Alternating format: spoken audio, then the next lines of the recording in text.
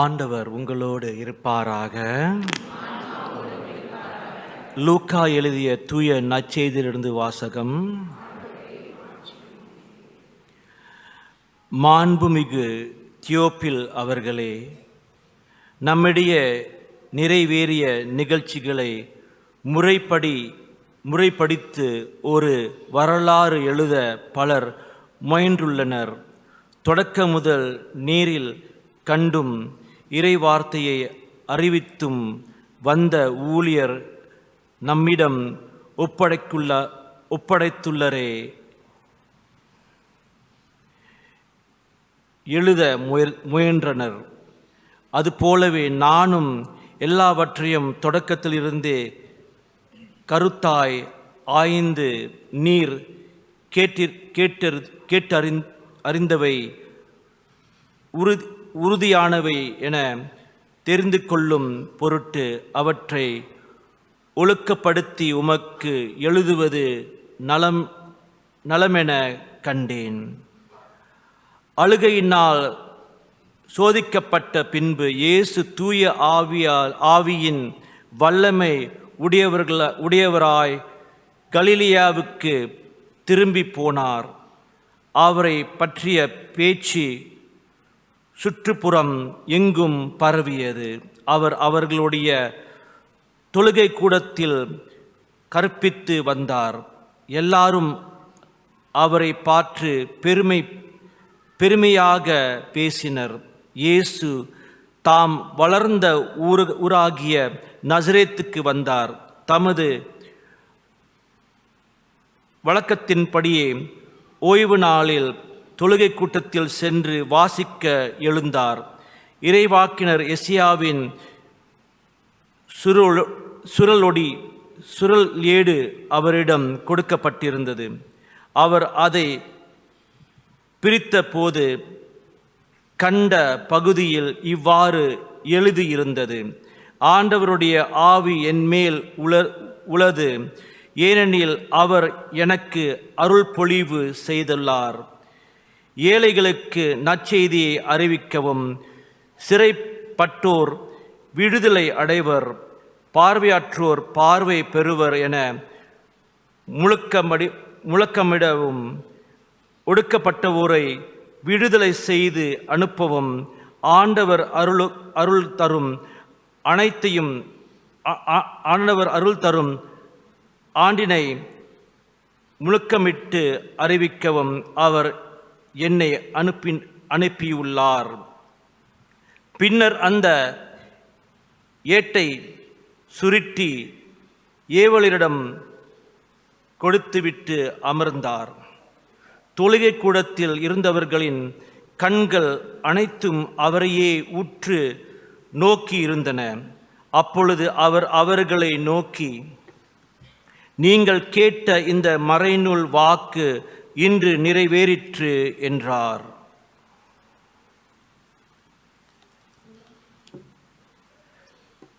ஆண்டவரின் அருள்வாக்கு.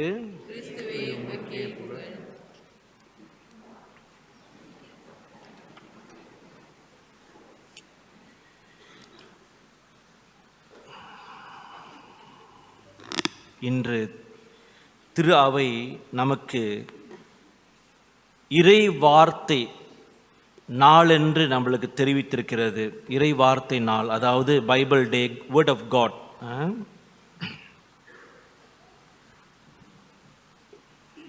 பைபிள் வீட்டிலலாம் இருக்குதுங்களா? எல்லா வீட்டிலும் பைபிள் இருக்குதுங்களா? பெரும்பாலும் இருக்கணும். ஒரு நாள் ஒரு 15 வயசு உள்ள பையன், அவங்க வீட்டில் ஒரு ஷெல்ஃப் இருக்குது. இந்த ஷெல்ஃபில் பார்த்துக்கிட்டு இருந்தான். புக் ஷெல்ஃபில் பார்த்துருக்கும் பொழுது ஒரு புக்கை பார்த்துட்டான். அந்த புக்கை பார்த்துட்டு அவங்க அம்மாவை கூப்பிட்டான். அம்மா வாங்கம்மா, இந்த புக்கு என்ன புக்கு இதுன்னு கேட்டான். அதுவா, அது புக் ஆஃப் காட், கடவுள் புத்தகம் என்று சொன்னான். கடவுளோட புத்தகம்னா என்ன அது அப்படின்னு கேட்டான். அது பைபிள் என்று அம்மா சொன்னாங்க. பைபிளா? அப்போ கடவுளோட புத்தகம் சொல்றீங்க, அப்போ கடவுள்கிட்ட தான் கொடுக்கணும் இந்த புத்தகத்தை, கடவுள்கிட்ட கொடுத்துருங்களேன் அப்படின்னு சொன்னான். இப்போ அம்மா சொன்னாங்க, ஏன்டா அப்படி சொல்கிற கடவுள்கிட்ட கொடுக்கணும்? ஆமாம்மா, இந்த புக்கு பல காலமாக அங்கே இருக்குது. அந்த புக்கை பாருங்க, நிறைய தூசி அடைஞ்சிருக்குது.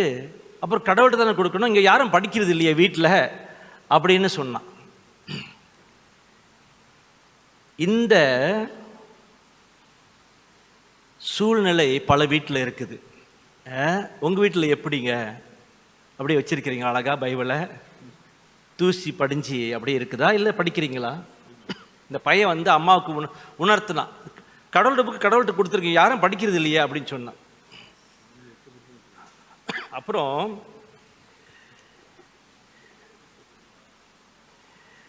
இந்த ஒரு கதை, இன்னொரு கதை சொல்கிறேன். ஒரு நாள் ஒரு 2 சுட்டி பயலுக ஒரு மரத்துலேருந்து மாங்காய் திருடிக்கிட்டு இருக்கிறானுங்க. மாங்காய் பழம் திருடிக்கிட்டு இருக்கிறானுங்க, மரத்துலேருந்து பறித்து திருடிக்கிட்டு இருக்கானுங்க. அங்கே ஒழிச்சு அப்போ ஒருத்தர் வழி போக்குற ஒருத்தர் வயசானவர் வந்து கொஞ்சம் முதியவர் வந்து சொன்னார், டேய் பயலுகளை திருடாதீங்கடா, திருட்டு பயலுகளே, திருடனை பற்றி பைபிளில் என்ன சொல்லியிருக்கு தெரியுமான்னு கேட்டார். ஆமாம் தெரியும்னு சொன்னான். ஒருத்தன் சொன்னான், ஆமாம் பைபிளில் சொல்லியிருக்குது, இன்று நீ என்னோடு பேரின்ப வீட்டில் இருப்பாய் என்று பைபிள் சொல்லியிருக்குதுன்னு சொன்ன. தெரியுதா எங்கே சொன்னதுன்னு? இன்று நீ என்னோடு பேரின்ப வீட்டில் இருப்பாய் என்று பைபிளில் சொல்லியிருக்குன்னு. இது எந்த பைபிளில் எங்கே சொல்லியிருக்குது?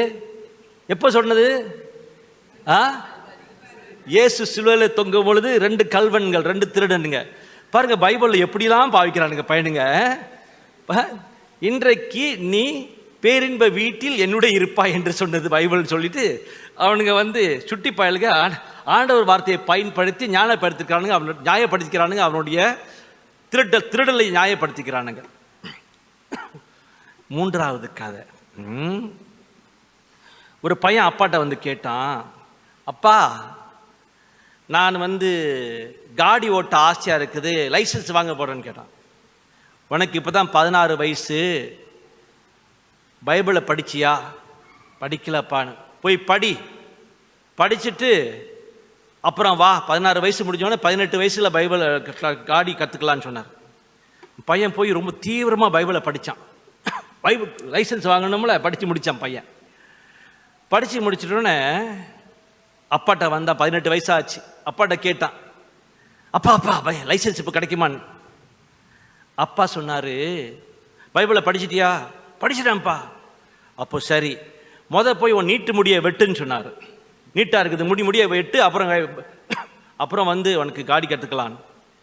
உடனே பையன் சொன்னான், அப்பா பைபிளில் போட்டிருக்குது பாப்பா, சாம்சன் அவர் நீட்டு முடினால்தான் ஆற்றல் இருந்துச்சு, அவருக்கு சக்தி நீட்டு முடியில் தான் வந்துச்சு அப்பா, அதனால நீட்டு முடி அவசியம் என்று சொன்னான். அப்புறம் சொன்னா, அப்பா அதே சமயத்தில் நான் பைபிள் படம் பார்த்துருக்கிறேன், இயேசு முடியலாம் நீட்டு முடி தான் பான். அப்படியா, சரி, இன்னொன்றும் பைபிளில் இருக்கு தெரியுமா? அப்புறம் அப்பா சொன்னார், என்னப்பா? இயேசு போகிற இடம் நடந்துட்டு தான் போனார், நடந்துக்கிட்டே போனார். அதனால நீ முடியை வெட்ட வச்சுக்க, நடந்துக்கிட்டே போ, பைபிள் லைசன்ஸ்லாம் அவனுக்கு அவசியம் இல்லைன்னு அப்பா அனுப்பிட்டார். இந்த மாதிரிலாம் பைபிளில் நிறைய அடங்கியிருக்குது. பைபிள்லங்க உங்களுக்கு வேண்டிய உங்கள் வாழ்க்கையில் பல பிரச்சனைகளை நீங்கள் எதிர்கொள்ளும் பொழுது, பார்க்கும் பொழுது, நீங்கள் அனுபவிக்கும் பொழுது, எல்லா பிரச்சனைகளுக்கும் விவிலியத்தில் பதில் உண்டு. எல்லா பிரச்சனைகளும் விவிலியத்தில் பதில் உண்டு. ஆனால் நான் விவிலியத்தை படிக்கிறேன்னா, விவிலியத்தை நான் படிக்கான்னா பரவாயில்ல, விவிலியத்தை மற்றவங்க படிக்கும் பொழுது முழுமையாக கேட்கிறேன்னா, சற்று ஒவ்வொரு திருப்பள்ளியிலையும் விவிலியம் படிக்கப்படுகிறது, அந்த ஸ்க்ரீன்லேயும் போடுறாங்க. நான் கேட்குறேன்னா, நான் படிக்கிறேன்னா, அப்புறம் குருவானவர் விளக்கம் சொல்லும் பொழுது அது கொஞ்சம் உணர்ந்து என்னுடைய வாழ்க்கையை மாற்றனா, இதான் நம்மளுடைய ஆண்டவர் இன்னைக்கு நம்மளுடைய கேள்வி கேட்கின்றார். திருப்பாடல்கள் 119 அதிகாரம் 105 வசனத்தில் ஆண்டவரோட வார்த்தை என்னவென்று நம்மளுக்கு தெரிவிக்கப்படுகிறது. என் காலடிக்கு உம் வாக்கே விளக்கு, என் பாதைக்கு ஒளியும் அதுவே. என் காலடிக்கு உன் வார்த்தையே உன் வாக்கே விளக்கு. அப்போ அன்பார்ந்தவர்களே, இறை வார்த்தையை நீங்க ஆழமாக படிக்க படிக்க படிக்க ஊற ஊற ஊற அந்த உங்க வாழ்க்கைக்கு அதே ஒளியாக மாறும். அதுதான் உங்க வாழ்க்கையோடைய வழிகாட்டியாக இருக்கும். ஏனென்றால் அதுதான் நம்மளுக்கு உயிர் கொடுக்கும் வார்த்தை என்று நாம் சொல்லியிருக்கின்றோம், நம்புகின்றோம். ஆனால் அதில் வாழ்கின்றோமா? நம்மளா டார்ச் லைட் தேவைப்படுது, மற்றவங்க தான் நம்மளுக்கு ஒளிக்காட்டியாக இருக்கிறாங்க. ஆனால் இயேசுவோட வார்த்தை எப்படி? இரண்டாவது, லூக்காஸ் 11ஆம் அதிகாரம் 22ஆம் வசனம். இன்னைக்கு இறை வார்த்தை நாள் அல்லவா, அதனால இறை வார்த்தையை நான் சொல்ல போறேன் உங்கள்கிட்ட. லூக்காஸ் 11ஆம் அதிகாரம் 28ஆம் வசனம். இறை வார்த்தைகளை கேட்டு அதை கடைபிடிப்போர் இன்னும் அதிகம் பேர் பெற்றோர் என்றார். பேர் பெற்றோர் என்றார் அன்பார்ந்தவர்களே. அதனால you are blessed, you will be blessed. இறை வார்த்தையை நீங்க கடைபிடித்து அதை படித்து ஊறும் பொழுது நீர் பேர் பெற்றோர் என்று விவிலியத்தில் சொல்லப்படுகின்றது. மூன்றாவது, யோவான் 17:17, ஜான் 17:17. உண்மையினால் அவர்களை உமக்கு ஆக்கியருளும் உமது வார்த்தையே உண்மை. உண்மையினால் உம்மை அவர்களை உமக்கு அர்ப்பணமாக்கிறது. அதாவது உங்களை sanctify you. இறை வார்த்தை உங்களை புதுப்பிக்கும். இதே வார்த்தையை உங்களை பரிசுத்தமாக ஆக்கும். அப்போ இறை வார்த்தையில் எவ்வளோ அடங்கி இருக்கிறது. இறுதியாக இன்னொரு வசனத்தை நான் உங்களுக்கு சொல்கின்றேன். எபிரேயர் 4ஆம் அதிகாரம் 12ஆம் வசனம். கடவுளுடைய வார்த்தை உயிர் உள்ளது. கடவுளுடைய வார்த்தை உயிர் உள்ளது, ஆற்றல் வாய்ந்தது, இரு பக்கமும் வெட்டக்கூடிய எந்த வாளினும் கூர்மையானது, ஆன்மாவையும் ஆவியையும் பிரிக்கும் அளவுக்கு குத்தி உருவுக்கிறது. கடவுளுடைய வார்த்தை உயிர் உள்ளது, ஆற்றல் வாய்ந்தது. இன்னைக்கு நம்மலாம் பொங்கல் கொண்டாடினோம். அந்த நேரத்தில் பொங்கலை பார்த்து பொங்கலோன்னு சொல்லிக்கிட்டு இருக்கிறோம். உங்களுடைய வாழ்க்கை பொங்கி வடியுதா? உங்களுடைய வாழ்க்கை என்னத்தில் பொங்கு வடியுது?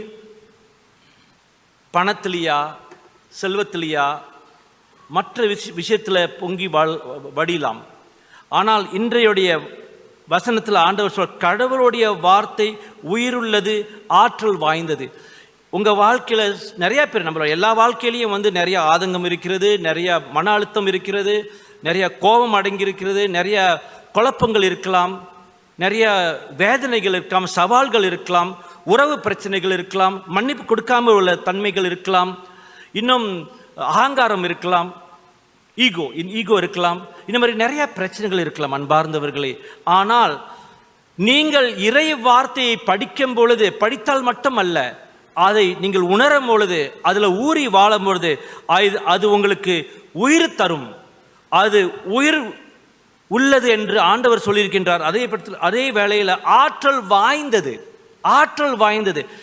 இறை வார்த்தையில எல்லா பிரச்சனைக்கும் பதில் இருக்கிறது. நீங்கள் மனம் சோர்ந்து போறீங்களோ, மகிழ்ச்சி ஊட்டும் இறை வார்த்தை. God's word delights you.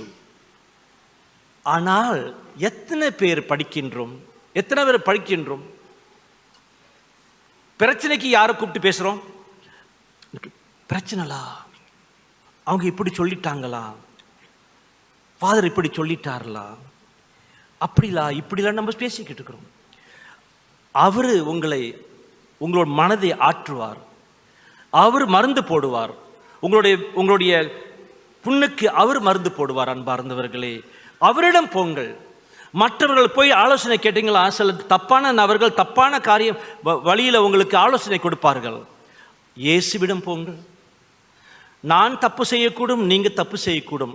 அந்த தப்புக்கும் நாம் உணர்றதுக்கு அவர் சொல்லுவார் இறை வார்த்தை. அன்பார்ந்தவர்களே, எவ்வளோ இறை வார்த்தையை நாம் படிக்கின்றோம். அந்த காலத்தில் பைபிள் படிக்கிறதுல பிரச்சனை இருக்காது ரொம்ப. அதே சமயத்தில் ஜெபமாலை செய்கிறதுக்கும் ஒரு ஜெபமாலை சுலபமாக செஞ்சு முடிச்சிடுவோம் நம்ம வீட்டிலலாம். ஏன்னா குடும்ப ஜெபம்லாம் இருக்கும். அந்த காலத்தில் நிறைய டிஸ்ட்ராக்ஷன்ஸ் இல்லை, ரொம்ப சுலபம். இந்த காலத்தில் டிக்டாக் இருக்குது, இன்ஸ்டாகிராம் இருக்குது, ஃபேஸ்புக் இருக்குது, வாட்ஸ்அப் இருக்குது, டிவியில் பல சேனல்ஸ் இருக்குது, நெட்ஃப்ளிக்ஸ் இருக்குது, நிறைய நிறைய நிறைய காரியங்கள் இருக்கும் பொழுது, பொருட்கள் இருக்கும் பொழுது இறை வார்த்தையை நம்ம வந்து ஒரு பக்கம் வச்சிடுறோம், படிக்கிறதே அல்ல.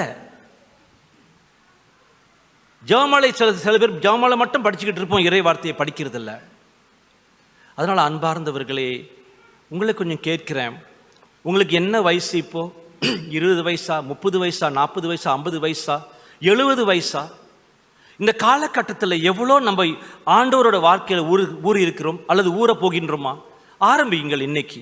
கொஞ்சம் மறைக்கல்வி கற்றுக் கொடுக்குற ஆசிரியர்கள் கட்டாயமாக நீங்கள் பைபிளை படிக்கணும். படிச்சிருக்கிறீங்களா? படிக்கிறீங்களா? பிள்ளைங்களுக்கு எடுத்து சொல்ல முடியுமா? நம்ம எல்லாம் வந்து உலக அளவில் போய் கொண்டிருக்கின்றோம். We are all working, we are all making efforts, we are all doing things based on the world standards, based on the education I got from the world. உலகத்தில் அந்த அந்த கல்வியை நான் வச்சுக்கிட்டு நான் இந்த உலகத்தை ஆளாடிக்கிட்டு இருக்கிறேன், அந்த உலகத்தில் செயல்பட்டு இருக்கிறேன். ஆனால் ஒரு கிறிஸ்தவன் என்று சொல்லும் பொழுது இறை வார்த்தையை கொஞ்சம் நம் கவனத்தில் கொண்டாந்து அதில் படிக்க ஆரம்பிப்போமே.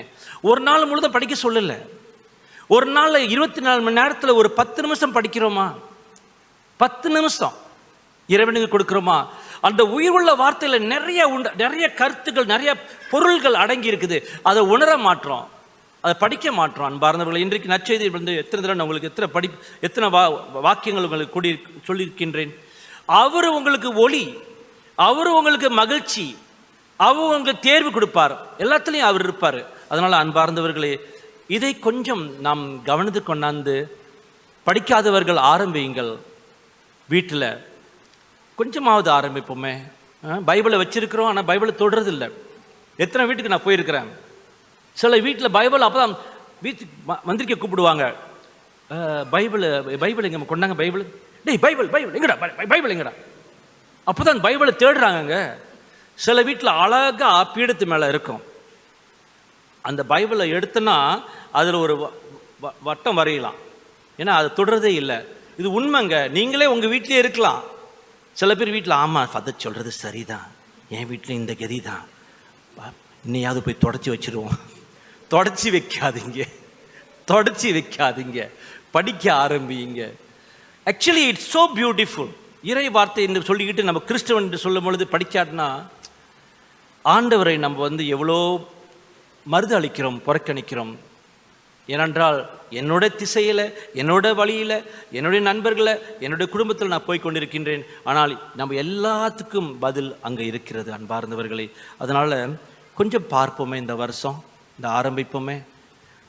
உங்களுக்கு 70 வயசாக இருந்தாலும் பரவாயில்ல, ஆரம்பிங்க. படிக்காதனாலும் இன்றைக்கி ஆரம்பிங்க. கொஞ்சமாக தெரிஞ்சுக்குவோமே. கடைசியில் ஆண்டவர் கேட்க போகிறாரு, என்னை பற்றி ஒன்று அறிஞ்சியா? ஒரு காதலன் ஒரு காதலிக்கு ஒரு லெட்டர் எழுதிட்டா எத்தனை தடவை அந்த பேப்பரை படிப்பாங்க. அந்த காலத்துல தான் பேப்பரை படிப்பாங்க. திருப்பி 10 தடவை படிப்போம் இறை வார்த்தையை, இந்த லவ் லெட்டரை. இப்போல்லாம் லவ் லெட்டரை படிக்க, இப்போல்லாம் லெட்டர் எழுதுறது இல்லையே, இப்போ வாட்ஸ்அப் திருப்பி படிச்சுக்கிறது வாட்ஸ்அப்பில். ஸோ அதனால கொஞ்சம் ஆரம்பிப்போமே அன்பார்ந்தவர்களே. இந்த காலத்தில் பைபிள் உங்களுடைய வாட்ஸ்அப் உங்களுடைய ஃபோன்லேயே இருக்குதுங்க, ஃபோன்லேயே இருக்குது. சில பேர் நான் கேட்பேன், இது ஒரு பெரிய பிரச்சனையாச்சு இப்போ, என்ன ஃபோன் பைபிள் சர்ச்சில் பாய்ச்சிக்கிட்டு இருக்கிறேன்னு. பைபிள் படிக்கிறேன், உண்மையாவா பைபிள் படிக்கிற சர்ச்சில்? அது டிக்டாக்ல பார்த்துக்கிட்டு இருக்கோம், டக்குன்னு மாற்றிடும். சில சமயத்தில் அப்போ டிக்டாக்ல கணவர் வந்து ஆபாச படம் அல்லது ஒரு கேர்ளை படத்தை பார்த்துக்கிட்டு இருப்பார். மனைவி வந்து பார்க்குறாங்க, டக்குன்னு உடனே மாற்றிடுவார். பார்த்துருக்கீங்களா? பார்க்கல, இதெல்லாம் பார்க்கலையா? பார்த்துக்க, கவனமாக இருப்பீங்க. ஸோ அன்பார்ந்தவர்களே, கொஞ்சம் கவனத்தை கொண்டாடுவோம். ஆண்டவர் நம்மளோடு இருக்கின்றார், ரொம்ப மகிழ்ச்சியானவர் இறைவன். அவரோட வார்த்தைகள் வந்து அது வந்து that is a love letter. God's word is a love letter to us. அதான் அன்பு, அவரோட காதல் மடல் அதுதான். ஸோ அதை படிக்க ஆரம்பிப்போம். ஆண்டவர் உங்களை தொடர்ந்து வழி நடத்தட்டும். ஆமீன்.